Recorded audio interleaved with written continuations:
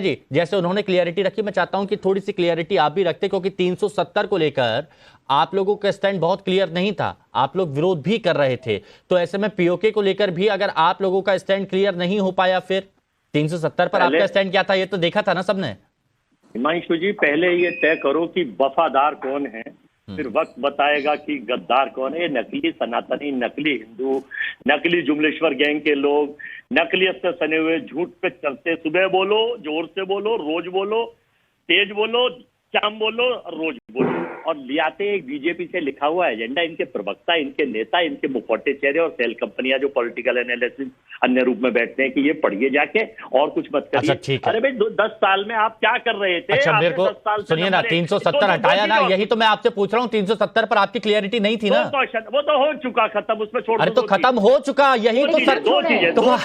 अब देखिए, आपने खुद ही अपने सवाल का जवाब दिया कि नहीं दिया। अजय जी सुनिए, अजय जी सुनिए, आपने खुद ही अपने सवाल का जवाब दिया।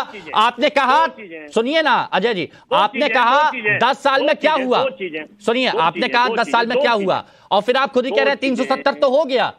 दो चीजें का जवाब और ले लो इनसे, फिर दोनों बताएंगे। आप मेरे सवालों का जवाब दे दीजिए, आपकी 2 चीजों का जवाब मैं ले लूंगा। बीजेपी की सरकार है, सवाल तो सरकार से पूछना चाहिए भैया। अरे तो आपसे हम क्यों नहीं पूछेंगे? हम तो अपने जवाब दे, हम आपसे क्यों नहीं पूछेंगे, बताइए ना। एक नंबर चीज है कि प्रज्वल रेवन्ना कब आएगा। मैं आपसे क्या पूछ रहा हूं, महिलाओं का क्या फिर से हमारे गेस्ट कोऑर्डिनेटर्स ने आपको बताया नहीं कि क्या मुद्दा है? नहीं, दूसरा राजनयिक पासपोर्ट कब कैंसिल होगा? अरे 70 करोड़ महिलाओं की असमत का सवाल है। तीसरा, ये दोनों महिलाएं क्या प्रज्वल रेवन्ना के चुनाव में वो करने जाएंगी पोलिंग का, उसके आगे सरकार बनने पर? हाँ, हो गया। ब्रजभूषण के बेटे के चुनाव में जाएंगी पोलिंग का कैंपेनिंग करने? हो गया। हार ना में जवाब ले लीजिए अजय जी, हो गया। इसका आप जवाब नहीं लेंगे अजय जी, हो गया। क्योंकि भारतीय ऊपर देखिए क्या लाइन चल रही है, ऊपर देखिए क्या लाइन चल रही है। इस विषय पर नहीं बोलेंगे। क्या पीओके, पाकिस्तान ऑक्युपाइड कश्मीर 370, जिसको आप हमेशा विरोध करते रहे थे, जिसको आप कहते रहे थे कि नहीं ऐसा नहीं होना चाहिए, नहीं हटनी चाहिए, मैं इस पर आपसे बात कर रहा हूं, इस पर आप जवाब देंगे?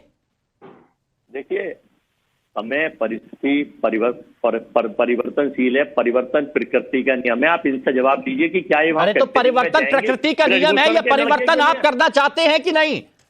प्रज्वल रेवन्ना, ये परिवर्तन आप करना चाहते हैं कि नहीं? अरे परिवर्तन तो फिर देश की जनता कर रही है। लेकिन देश की जनता, देश की सरकार उस वक्त क्यों नहीं कर पाई थी? ये सरकार 370 का आपने क्यों विरोध किया था कि इसे नहीं हटने देंगे? 10 साल 370 को लेकर आज भी आप क्लियर है कि नहीं है? आप ये बताइए, 370 अगर आपकी सरकार आई तो आप क्या करेंगे? 370 वापस लगाएंगे? 370 वापस लगाएंगे? नहीं, हमने ऐसे भ्रम मत फैलाइए किसी भी चीज पे। अरे मैं आपसे पूछ रहा हूं, बताइए ना, अगर आपकी सरकार आती है तो आप 370 वापस लाएंगे क्या? हाँ या ना बताइए। कश्मीर में अमनो चैन के नाम पर आज वहां जो एक किस तरह आप 370 अगर इंडिया गठबंधन की सरकार बनती है, आप वापस लाएंगे या नहीं लाएंगे?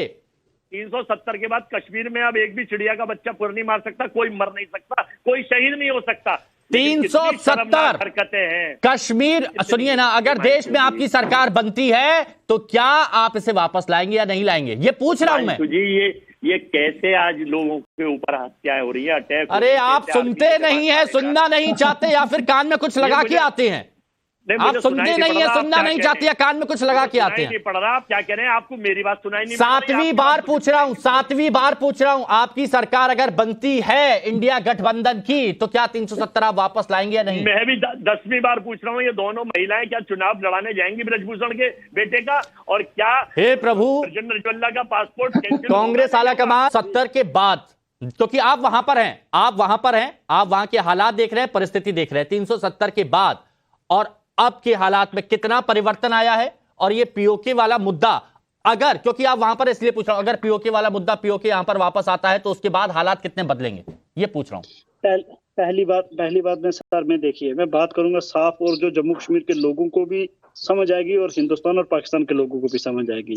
अभी हमारी एक मोहतरमा जी मैडम जी थे, उन्होंने बोला कि हम 6 महीने बाद, योगी जी ने भी बोला कि हम उस पार कश्मीर को हिंदुस्तान के साथ ले आएंगे। बिल्कुल अच्छी बात है, ले आइए, लेकिन उन्होंने मिसाल आगे दीजिए। देखो, हमने कहते थे कि 370 खत्म करके दिखाइए, हमने खत्म कर दिया। 370 को खत्म करना या उस पार कश्मीर में जाकर कश्मीर को वापस लाने में जमीन और आसमान का फर्क है। 370 के पहले भी हिंदुस्तान यहाँ जम्मू कश्मीर के ऊपर रूल करता था, हिंदुस्तान की फौजें थी, हिंदुस्तान की एजेंसियां थी, हिंदुस्तान की पुलिस यहाँ अपना काम करती थी, ठीक है। 370 एक कानून था। उस पार जो कश्मीर है वहाँ पाकिस्तान की फौज, पाकिस्तान की पुलिस और पाकिस्तान की सरकार रूल करती है। वहाँ आपको या बातचीत करनी पड़ेगी या जंग करना पड़ेगा। हाँ। बातें दो ही होती हैं, या जंग है या आपको बातचीत करनी है। बहुत अच्छे। तो जंग के पक्ष में ना मैं हूं ना आप होंगे, ना दुनिया में आज के टाइम को जंग के पक्ष होगा। क्योंकि आप देख लीजिए जहां फलस्तीन के अंदर जंग में कितने लोगों की जानें चली गई, हजारों बहुत क्लियर कट बात कही आपने, बहुत अच्छी बात आपने कही वकार भाई। लेकिन जरा ये बताइए कि पीओके में आप भी देखते होंगे या फिर खबरें आपके पास भी आती होंगी, पीओके में भी पूरा देश का मीडिया और दुनिया की मीडिया दिखा रही है कि वहां पर हो क्या रहा है। वहां पर पाकिस्तानी फौजियों को मारा पीटा जा रहा है, वहां पर लोग परेशान हो रहे हैं और वहां पर तिरंगा झंडा भी फहराया जा रहा है। वहां के लोगों की अभी क्या कंडीशन है, जरा ये और बता दीजिए। मैं बिल्कुल मैं वहाँ अटैच हूँ। वहाँ महंगाई का मसला है, बहुत आटा नहीं वहाँ मिल रहा, बहुत चीजों की वहाँ परेशानी है। वहाँ पाकिस्तान में जब से पाकिस्तान में एक सरकार आई है जो चोर वोट लेकर आई है, शहबाज शरीफ की सरकार वहाँ, और लोगों ने, पाकिस्तान की आवाम ने उनको नहीं चुना हुआ है और वो चोरी से एक सरकार बनी है वहाँ। और वो जो जुल्म अपने पाकिस्तान के लोगों के साथ कर रहे हैं वो हमारे कश्मीर के लोगों के साथ भी वहाँ जुल्म कर रहे हैं, जिसकी मैं मजम्मत करता हूँ और ये बात में मजम्मत करता हूं। अब मैं यही बात कहना चाह रहा हूं अजय वर्मा जी। देखिए, ये होता है कि सवालों का जवाब देना और क्लियर कट बोलना और ऐसे शब्दों का इस्तेमाल करना कि जनता समझ रही है, ये वकार भाई ने किया है। शाजिया जी, बहुत इंपॉर्टेंट सवाल जो वकार भाई ने बोला, वहां पर पाकिस्तान की फौज है, वहां पर पुलिस है। अब मेरे को यह बताइए, दो ही तरीके हैं जो उन्होंने बताया, या तो आप बातचीत से या फिर लड़ाई से। अब आप लोग इतना कॉन्फिडेंस के साथ दावा कर रहे हैं, तो फिर यह बताइए कि 6 महीने में कैसे आएगा जुमला, एक नया जुमला। अजय जी, शाजिया जी से पूछ रहा हूं। आप देखिए, जो भी हमारे संकल्प रहे हैं, जो भी हमने अब तक वादे किए हैं, उन पर हम पूरी तरह से प्रतिबद्ध रहे हैं। उसका असर आप देख रहे हैं। और हम लोग ने भी हमारे पास भी जो ताकतें हैं, जो कैपेबिलिटीज हैं, न्यूक्लियर कैपेबिलिटीज हैं, वो बेकार के लिए नहीं है। और तो वक्त पड़ेगा तो देश हित, वक्त पड़ेगा तो देश हित के लिए, देश हित के लिए, क्योंकि भारत कोई तरीका तो सोचा होगा ना कि क्या कि जंग का एक रास्ता है। मुझे लगता है कि जो भी रास्ता सबसे ज्यादा उपयुक्त होगा, उपयोगी होगा, उसी का इस्तेमाल किया जाएगा। अभी क्यों नहीं कर रहे हैं आप? सही होगा चुनाव जीतने के लिए। मुझे मालूम नहीं कि इसको लेकर किस तरह से आगे बढ़ा जाएगा, क्या स्ट्रैटेजी होगी, लेकिन हम आपको बता दें, प्रधानमंत्री जी जो कहते हैं वो करते हैं, इसीलिए इतनी ज्यादा विश्वसनीयता है प्रधानमंत्री जी के हर एक वादे। अच्छा नीति जी, ये बताइए, जब 370 भी हटाया गया था तो बहुत से करीबी लोगों को भी नहीं पता था इस बारे में, बहुत कॉन्फिडेंशियल ये सारे काम किया जा रहा था, ये बताया जा रहा है। तो आगे क्या सोच रहे हैं प्रधानमंत्री इस बारे में? उनके शायद कुछ करीबियों को ही पता रहता है। तो क्या पीओके को लेकर पहले से कुछ प्लानिंग चल रही होगी? आपके विचार क्या कहते हैं, मैं ये पूछना चाह रहा हूँ, विचार आपको क्या लगता है? देखिए, धारा 370 जब हटाई गई तो बहुत प्रोएक्टिवली काम हुआ। कहीं से भी धरा पे पता नहीं चला, ना कश्मीर की जनता को ना हमको, कि किस प्रकार से सरकार की इंटेलिजेंस और एनआईए पे काम कर रही है। जब ये बिल पास हुआ राज्यसभा में, कम मेजोरिटी के साथ बीजेपी की और केंद्र की सरकार थी, लेकिन उसके बाद भी ये बिल पारित हुआ क्योंकि कहीं से भी उनको प्रिपरेशन का टाइम नहीं मिला और बैकएंड पे सारा काम हो रहा था बहुत शांतिपूर्ण तरीके से, एक मच्छर भी नहीं मरा। मेरे वकार भाई बोल रहे हैं कि कानून था, कानून को हटाना कोई बड़ी बात नहीं है, लेकिन वही मैं अभय वर्मा जी की जो मजबूरी है उसको मैं समझ सकती हूँ कि किस प्रकार से 65 साल तक कांग्रेस रही और 370 धारा के ऊपर अपनी सियासी रोटियां सेकती रही।